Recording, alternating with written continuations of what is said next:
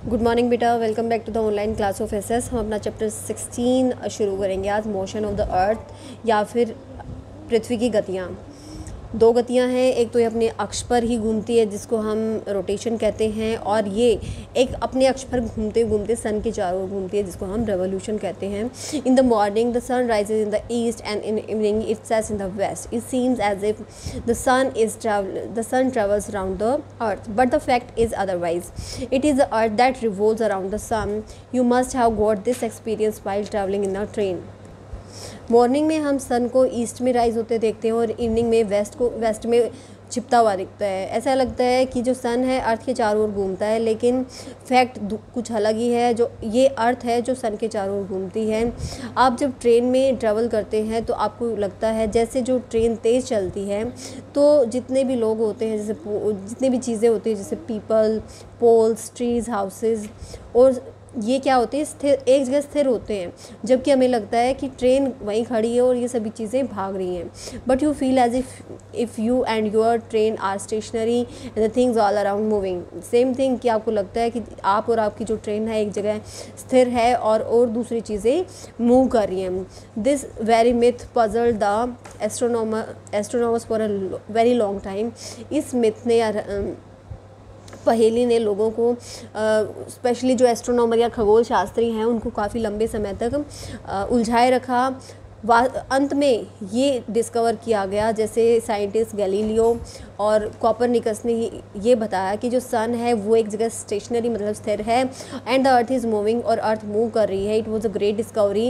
ये एक बहुत ही बड़ी खोज थी विच greatly revolutionize our geographical knowledge and lead us to the path of the progress, जिसने हमारा जो भौगोलिक ज्ञान था उसमें क्रांति ला दी और हमें विकास के पथ पर अग्रसर कर दिया।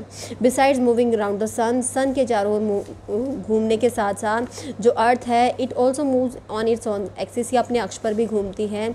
और इस प्रकार our earth has two type of motion. इसके दो गतियाँ हैं, एक इसकी अक्ष पर जिसको हम रोटेशन कहते हैं और दूसरी revolution. First one is rotation बेटा।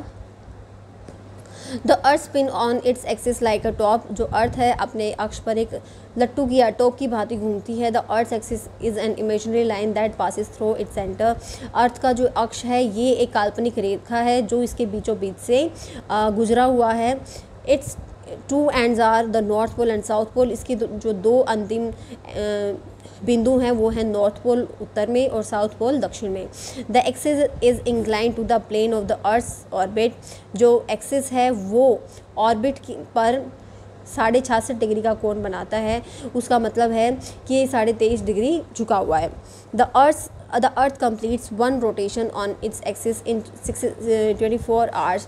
अर्थ अपने अक्ष पर जो एक चक्र है या फिर जो अपने चारों ओर घूमती है उसको 24 घंटे में पूरा कर लेती है। ऐसा इसलिए क्योंकि जो अर्थ की रोटेशन है उसमें जो सन है वो उदय होता और अस्त होता हुआ दिखता है।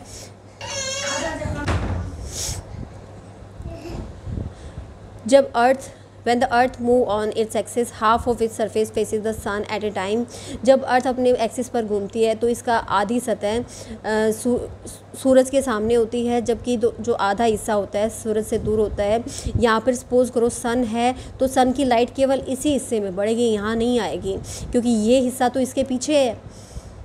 As a result in that part of the earth that receive sunlight. इसका ये परिणाम होता है कि वो हिस्सा जहाँ पर सनलाइट होती है वहाँ पर दिन होता है, एंड द अदर पार्ट, और जो दूसरा हिस्सा होगा वहाँ पर रात होगी। This phenomena of alternating day and night is result of earth movement on its axis. ये जो घटना है आधी जगह पर दिन और आधी जगह पर रात होने का, ये अर्थ के अपने अक्ष पर मूवमेंट के कारण होता है। We call this movement rotation. इस मूवमेंट को हम रोटेशन कहते हैं। Which it completes in 24 hours और इन 1 डे। जो ये 24 घंटे या फिर एक दिन में पूरा करती है। इन 1/4 ऑफ फिनलैंड्स टेरिटरी। फिनलैंड के 1/4 हिस्से में लगभग 73 डेज़ पर समर्स के दौरान लगभग 73 डेज़ तक सनसेट नहीं होता है। Suppose if the earth stops rotating.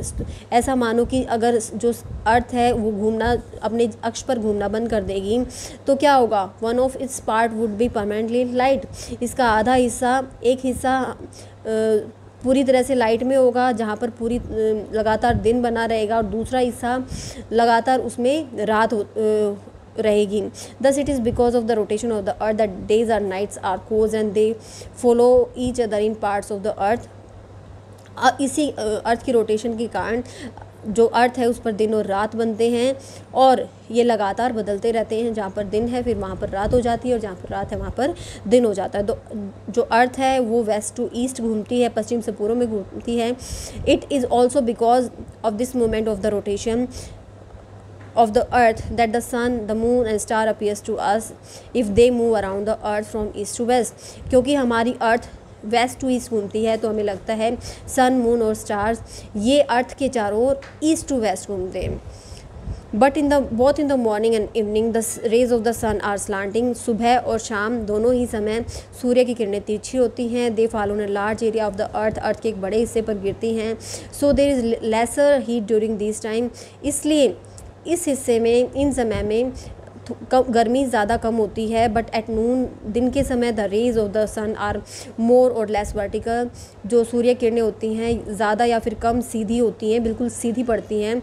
वो दे fall on smaller area, come area पर पड़ती हैं, and make it very hot, और उसको बहुत ज़्यादा गर्म कर देती हैं, गर्मी बढ़ा देती हैं। सो नून्स आर कंपेरेटिवली हॉटर। इसलिए जो दोपहर का समय होता है वो तुलनात्मक रूप से गर्म होता है। And as compared to both mornings and evening, morning और इवनिंग की तुलना में नून्स कैसे होती हैं, गर्म। तो बेटा आज हम यहीं तक पढ़ेंगे, इसको यहाँ तक पढ़ें। डाउट्स है तो डाउट सेशन या फिर लाइव क्लास में क्लियर करें। Keep studying and have a nice day.